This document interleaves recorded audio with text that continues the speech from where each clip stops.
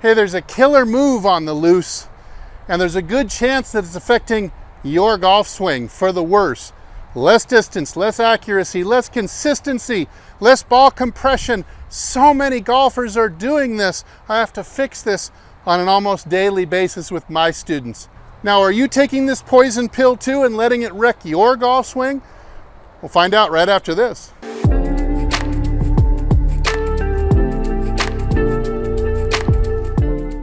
Hey, this is Steve with HitItLonger.com. I continue my journey to hit the ball longer and straighter than I ever have before.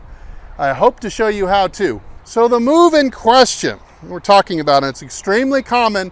In fact, I believe that it is actually ruining the swings and golf games of even some top PGA pros who do this. And that is this move right here. This is a flexion of the knee straight towards the ball and an extension of the ankle, or rising, lifting up of the heel so that the knee juts out in this direction. From this angle, it just looks like this, just like that. So a lot of golfers do this. Let's look at why it wrecks their swing. So firstly, you've gotten your perfect setup. You've practiced for months on the perfect setup. You've practiced for years on making the correct takeaway. And it's not going to matter. All that work is going to be for naught because you haven't fixed this in the more critical part of your swing, which is from here to here, that you really got to get right. The setup and the takeaway are not going to guarantee that. So if you were to thrust your knee in this direction, what it will tend to do first, it tends to go together with early extension. You can do this with a chair behind you. Put a chair or put the wall behind you. Now go ahead and see how difficult, how weird and unnatural it feels to keep your rump on the wall. In other words, to keep your hip flexion, your inclination from the hips here, we should be around 30 or even 35 degrees.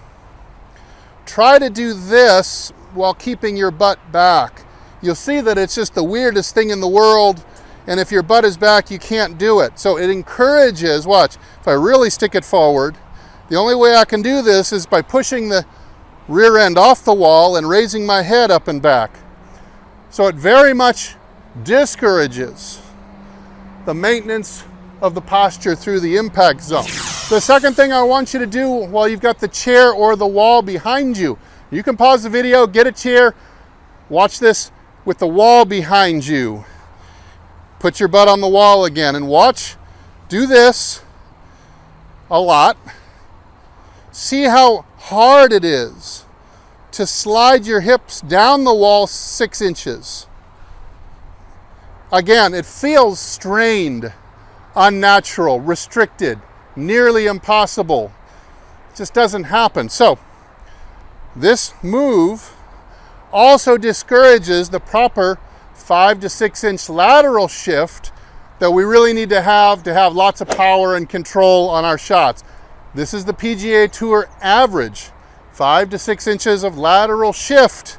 It is not a retraction of the hip this way, keeping it inside a barrel. You break the barrel to get down to the shot. It is a lateral shift that starts off the downswing. It's the very first move, but it's not going to happen. It's going to get discouraged. It's going to get curtailed, restricted by that knee movement right there.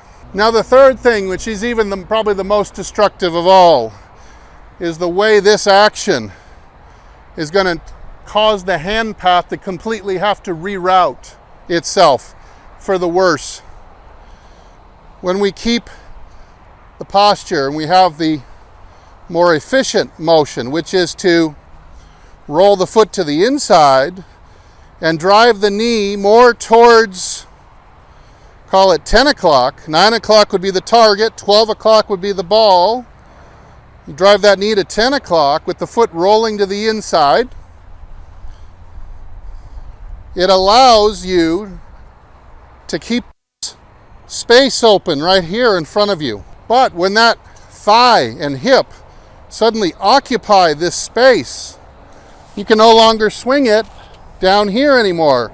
You'll either run into your side, or if you have to reroute it around this way, now I'm in a precarious situation where I've got the club stuck inside because I had to reroute this end of the stick around the hip and the thigh in order to get to the ball. And now I'm really gonna have a hard time squaring it up or hitting for power. My hand path is not gonna allow a good acceleration of the club head around it. So once you reroute it, you can even practice exiting left after, but you're always going to be behind the curve when it comes to the face squaring up. You get a tendency to have the shaft tall with the face open, just like that when that thigh gets in there. Again, because it had to reroute around like you had construction on the highway and they rerouted you through the cones. The road we would like to come down in our car is here. Here. Not here. The elbow stuck behind and the handle laser beam pointing way out to the right. That is not a tenable situation for a golfer that has any kind of power at all. So again, the solution, you can do this. You can reverse engineer it with a chair or a wall. Practice keeping the butt back, sliding along the wall, and substituting this knee and foot action instead. Show you from this angle. That action instead. Rolling in of the foot, smaller lifting of the heel. And if the butt stays back and you're using the ground correctly to control the bigger joints, it's almost impossible to lift your heel and do that with your thigh anyway. So it's kind of a reverse engineering of sorts, but certainly we have to eliminate that thigh thrust. Let's take a look at one. Hopefully I can show you a different action.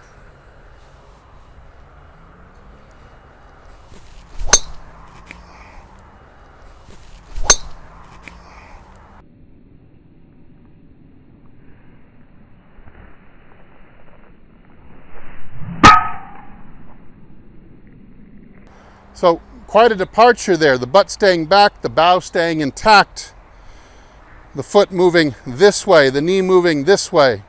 Instead of 12 o'clock, you're driving the knee to 10 o'clock. You want to drive it up adjacent to the lead knee like this in a perfect world. So work on that. It's going to help you so much when you can eliminate that poisonous thigh and hip thrusting move. A lot of people, it's not restricted to higher handicaps. This move is being done by even tour pros, and I believe it's affecting their game negatively too. I hope this helps you with your swing, your distance, your accuracy. If you got something out of this video, I hope you leave a comment down below, especially if you have a question about this. Don't forget to check out my website, hititlonger.com, for over 100 more free videos and articles that I'm sure are going to help you, and some great products that are also, I use them every day with my students. I think they're going to help you too. Check out the Pro Shop over there. Thanks again for watching and supporting the channel. And if I don't see you in the next video, I hope I see you longer and straighter down the fairway. Everybody take good care.